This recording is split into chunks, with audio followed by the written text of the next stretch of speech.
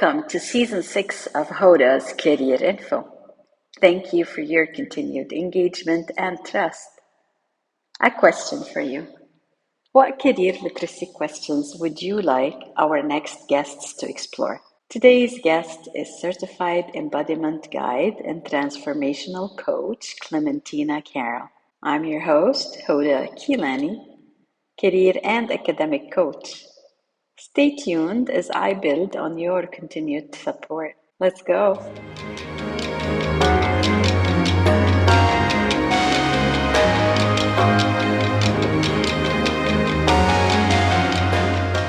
Go for the impossible and use your transferable skills.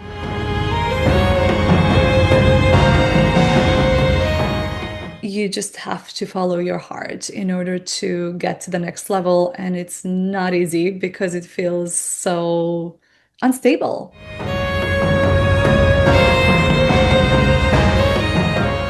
As long as you find your ways to come into your body and peacefulness, you can then make a choice from a much more empowered place.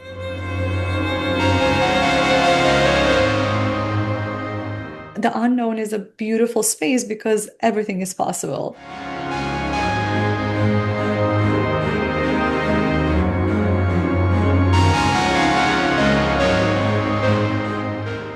Thank you for joining Hoda's Career Info, the program where guests from across the globe share their lived career literacy experiences. Real stories designed to help you actively and intentionally shape your career. Watch, listen, and learn. If you find this episode helpful, please remember to like, subscribe, and share. Also, follow me, Hoda Kilani, on social media for more career literacy insight. Who is our guest today?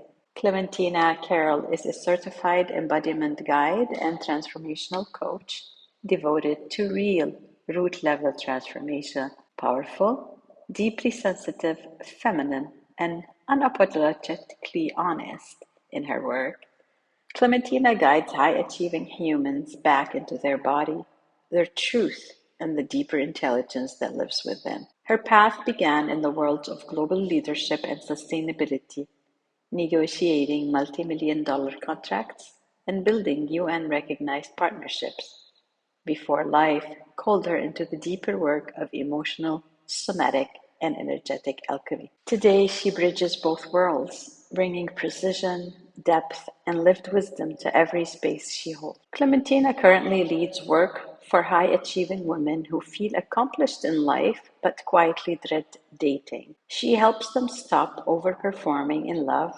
open their receptivity field, and become truly relationship ready, so the kind of grounded, devoted partner they desire can genuinely meet them. Her work is known for being both deeply nurturing and powerfully catalytic. Having lived in 8 countries across 3 continents, Clementina carries a global and culturally sensitive perspective while remaining a devoted student of life herself. She stands for a future where humans love consciously, relate harmoniously, and live in deeper respect with the earth and each other. At her core, Clementina's work is about one thing: creating transformation from the root, so the life, love, and leadership that emerge are not forced, but embodied. Thank you for joining me and Clementina. Stay with us, and together, let's learn from Clementina's experience.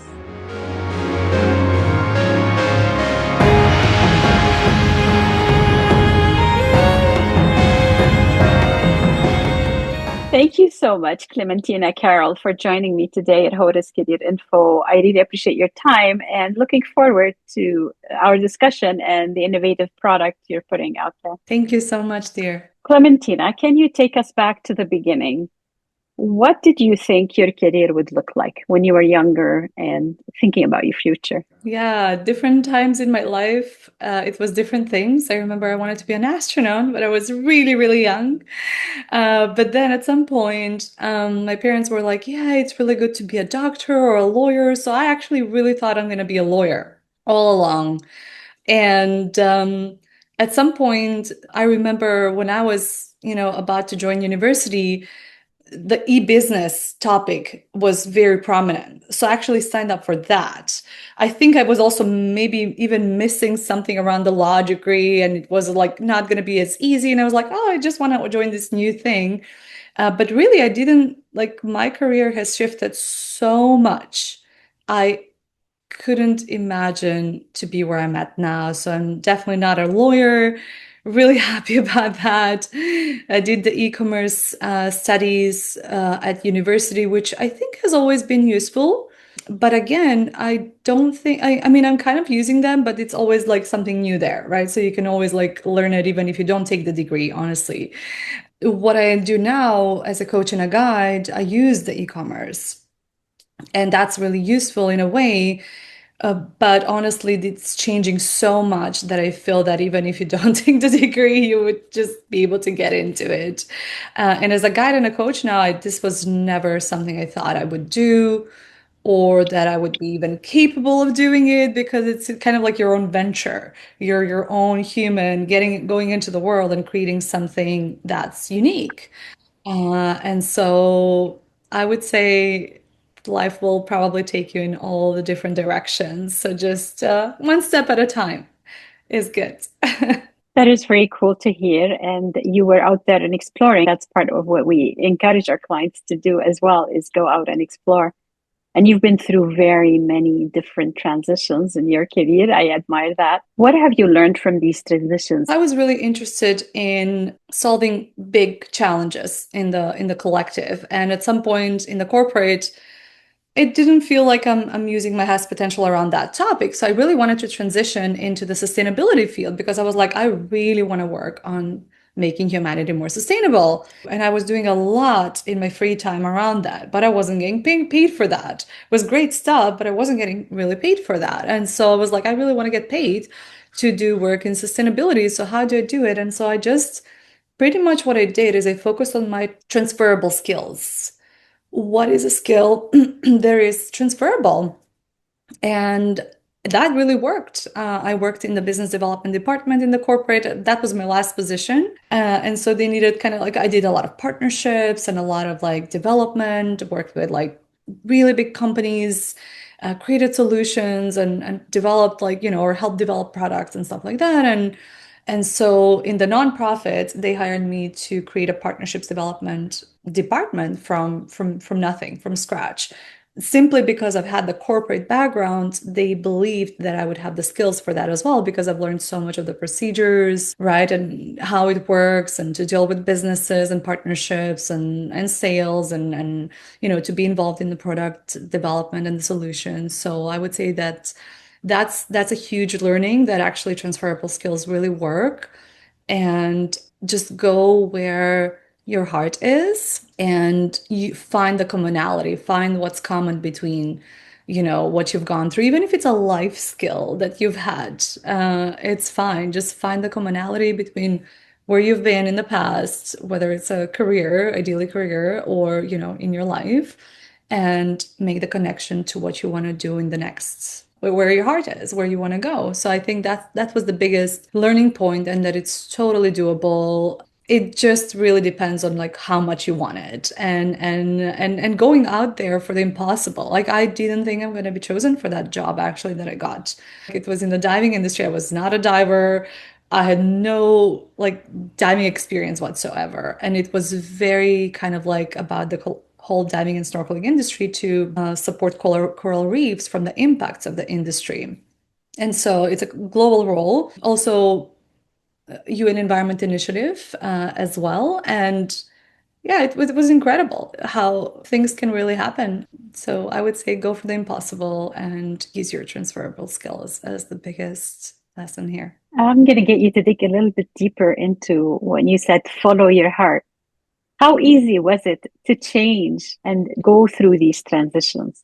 Being in like what you really desire, because for me, I always knew that I wanted to be, or I'm not sure if I always knew that. I don't know when I started. I do remember one thing that was really useful for me. I want to say that because I don't want to forget it. As I was in the university, I joined a nonprofit called ISEC. And this is a really interesting resource for people actually to join. That's for students and recent graduates, and it's a leadership development organization. So even in the university, I had exposure to leadership development skills and some of the biggest challenges in the world in a global organization where I could take like leadership roles and lead teams with people from different countries, have interns, fundraise money and all that, work on really big themes. And so that was really helpful. I think this is where my mind got opened to the idea of like, I actually really want to solve collective challenges. I want to work on these wicked challenges that we're facing that we don't know how to solve as humanity. So probably that was when, I started really being like, okay, I feel this is the most important. And so I would just follow and I would want to solve the root cause. That's how I am, I think, in general. Like I want to go in the root cause. So as I was discovering, oh, this might be the root cause. And, after the nonprofit, I discovered that sustainability is not necessarily, it's not about working on climate change, as I thought, I should be doing at that time. It's really about looking at the inner dimension as well, our collective traumas and individual traumas that come from our ancestor, right? So looking at how were our ancestors and, what fears and beliefs they had and that our biology hasn't caught up to that technology. And so just looking at that inner dimension, like what, and so just ask myself, like, what do I want to see peace in the world and I want to see a sustainable society, but am I peaceful? Am I sustainable? So I kind of like just started kind of like working on myself, but also looking for more aligned organizations in that field. And I did find one, and plus I started my own venture. And that took a lot of courage because, you're going out of a stable job where I did really well in the job and I know they would have wanted to keep me, but you just have to follow your heart in order to get to the next level. And it's not easy because it feels so unstable. Like you're not going to have the security maybe and the stability, but somehow life always tends to provide for the ones who really take the step. So I would say the biggest thing around following your heart is like know what you want to kind of like contribute to in the collective. That is a big wicked challenge. For me, it's still sustainability, but it's also peace, it's also love. And I'm doing it in a very low scale now, like coaching leaders one-on-one. That's a very low scale for the vision that I had. But that was also my challenge. Like, how can I get from this vision to the smallest thing so I can actually start creating something in the world that is mine and authentic and leads me to that bigger vision? Because I was very attached to the big vision and I wanted to solve everything at the same time and as quick as possible.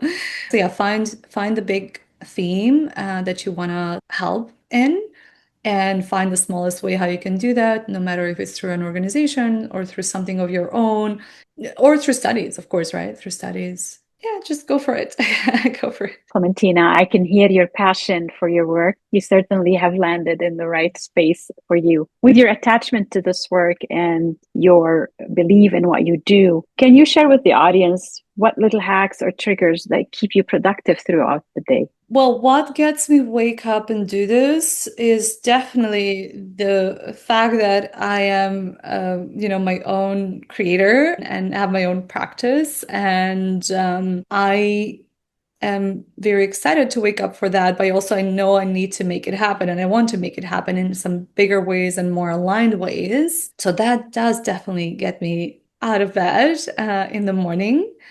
And a hack that I have to keep myself productive. And I don't even know if I find myself very productive, but I've been very much experimenting with this because I don't want to be in the performance culture, just constantly perform. But then sometimes I'm very kind of like in a meditative state as well. So I'm still finding my own ways for sure and what's really right for my body. But what I would say really keeps me productive is to be in the morning and just meditate for at least 5 minutes and to tune into my higher self and to ask a question like what are the three things I'm meant to do today, and just to get the answers and just write them down. What are the three priorities and just work on those first, or make sure that those get done throughout the day. So every single day just tune into three things that are a priority, and that's gonna keep you in a good track for sure. Thank you for this response, Clementina. Yes, it sounds like it can get us organized, just prioritizing these three things and then moving forward with them for the day. Yes.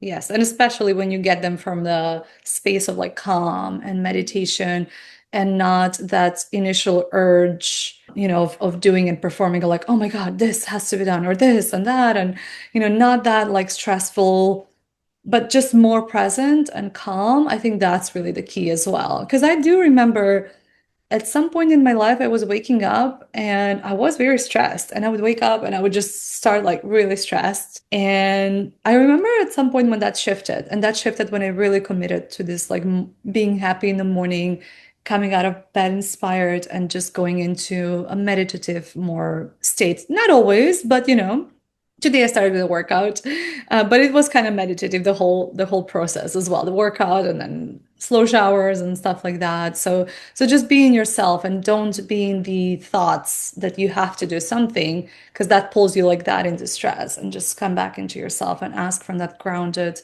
peaceful, steady space, not from fear, from love and from possibility, because there are so many possibilities. That sounds like something that would be productive for sure. I would like to ask you next about a tool that you've created. Perhaps that would help build on this response. The name of the tool is the Receptivity Audit. Mhm. It's a coaching tool you created to support your clients. What can you tell us about this tool? Yeah, so throughout the years, my coaching practice has evolved, and currently, particularly, I speak to women, but it's also men for sure. So this tool is now primarily geared to women who want to receive an aligned relationship, who want to receive a love in a romantic context. And so this tool really assesses where are there in their ability to receive this in their life. And we assess it very much based on like very practical, tangible things, and very much how we feel in our emotions, in our body. And it just takes 3 minutes to complete it, which is really cool. And you get to have like a certain score. And at the moment, I actually respond to everybody personally because I'm still building the tool.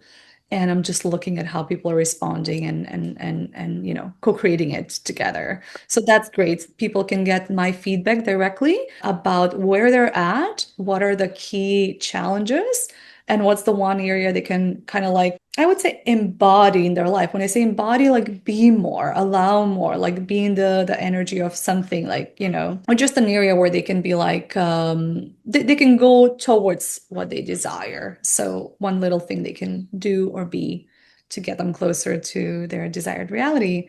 And yeah, I would say that would be it for the audit. Is there a website or a link for the audience to check out the tool and learn more about it? Yes, absolutely. I can add it to the links that I will share with you. Definitely is a tool I think many people today need, this reflection or audit, as you call it. Yes. One of my clients recently did this kind of like, it's actually, I called it a quiz. I have an audit, but I also have the quiz. So she did the quiz, and that's the 3 minute actually tool. And she did it around relationships, and she's already married, and her marriage is all great. But there was one specific area where she responded something, and I was like, let's look at this around your money. And so she was like, wow, I didn't even think about that this tool would be actually also applied to money and creating your own purpose and in life. And she was like, yeah, it does.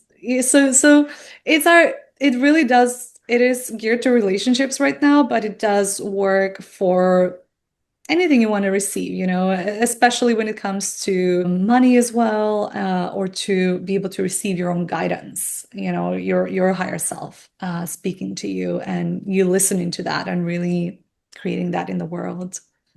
I appreciate this elaboration. It gives us more reason to go and check it out for sure. I have come to the last question prepared for you, Clementina, today. It's because I work with young people. I am curious, what advice would you give the young audience today? That's a great question. Let me see what comes up. Just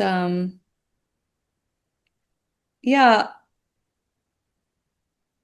I would definitely say just find any way how you can become peaceful and not like too much subject to overthinking your mind and thoughts, because thoughts are not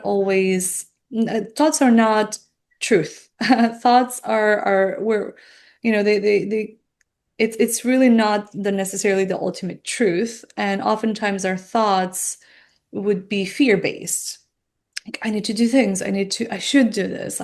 So when you hear yourself, I need to, I'm afraid, right? Like you're coming from this stressed place and you're simply in the thoughts, and that builds up this whole like heaviness and it's overwhelming. So find ways to be like, okay, this is what my mind is saying. Fine. Let me come back into my body. So the body is a really good tool to get us out of the thinking and into the present. And so you can come into your body and just take a few breaths. Take a few breaths in your diaphragm, for example. You can just take like 10 breaths, let's say, and just close your eyes. You can close your eyes or keep them open. And if you close your eyes, just start feeling your body and start relaxing your body. And if you want to do it with an open eyes, it's good to like just notice objects in the room. Like, oh, I noticed this, and like there's this bottle of water, door, and just name them even in yourself. And so that kind of like brings you into the now. You're realizing, okay, I'm in this room, I'm here and now. Let's just slow it down. Let's just be in the moment. Let's take a few breaths, and then you can even have the capacity to question that thought. Like, is this really true? Can I know if this is absolutely true? And, we cannot really know that anything is absolutely true, finally. And so, like, what is another possibility? What is possible? Where is the possibility here? So, really, it's about coming into your body, into your peacefulness, because for youth today, it's so stressful. It's so overwhelming. And there are so many, first of all, possibilities. Then there's the online space, then there is the technology, then there's all this like parent stuff, and then there's all this like friend stuff. And it's just and the world is very like globalized. So it's kind of like we are living in a globalized society. So, right, like you can be in a different location, you can go to a university in a, totally different continent. So a lot of things are accessible to us, but that makes things even more overwhelming and complicated sometimes to choose from. So just as long as you find your ways to come into your body and peacefulness, you can then make a choice from a much more empowered place and just know that nothing has to have such a power over you, not a university, not like a parent. Just come into yourself and just feel your body, take a few breaths and just see what is the truth for you. And so that means like you're regulating your body and your nervous system, and it's going to be very fruitful to take life like that, and one step at a time, I would say as well. So that's one, and then one step at a time. Even for me as an entrepreneur, for example, sometimes it's so confusing and unknown, so that I don't know. So I had to learn how to be in the unknown, very much so. Being in an unknown is very feminine quality, I realized. And I started loving that because I love security and stability. That's how I grew up. My father loved security and stability. Like my family, we had a certain basic level of security and stability, and that was kind of like good. But I realized that that's not, the unknown is a beautiful space because everything is possible. So whenever you're in the unknown, and there is so much unknown today, just tell yourself, well, actually, can I enjoy this unknown and just allow it? Because everything is possible in the unknown, right? There are children, there's youth whose parents decided things for them and they feel very trapped. And on the other hand, for example, there's youth who are so overwhelmed because they don't know what to do, right? So I would just say very much embrace the unknown, very much embrace whatever you're having right now. Just be grateful for what you have right now in your life, for all the resources, all the opportunities, all the support, and just take it one step at a time, because sometimes you just can do that. And according to a lot of personal development people who are in the space for a long time and who are doing well, they say that that's real living. When you can when you don't see, like, you see the road and there is a bit of a curve and you don't see what's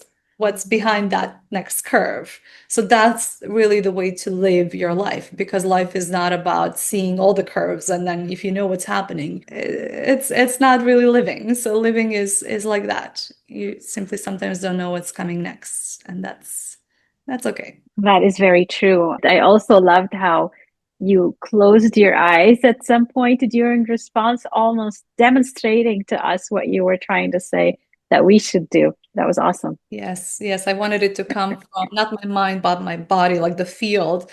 The field has all the intelligence. Actually, I've realized that everything is in the field. Everything is in life, is all around us, and all the information exists there, and it's gonna come to you at the right time. But if you can quiet down the mind and just be in the body. Absolutely amazing. These were all the questions I had prepared for you today, Clementina. Was there anything else that you'd like to add? I feel complete. Well, thank you so much for your time. That was very rewarding for me. I know the audience would appreciate it as well. Thank you so much. I've loved just connecting with you, and I'm so grateful for this opportunity to speak to youth and whoever listens to this interview. And I look forward to staying in touch.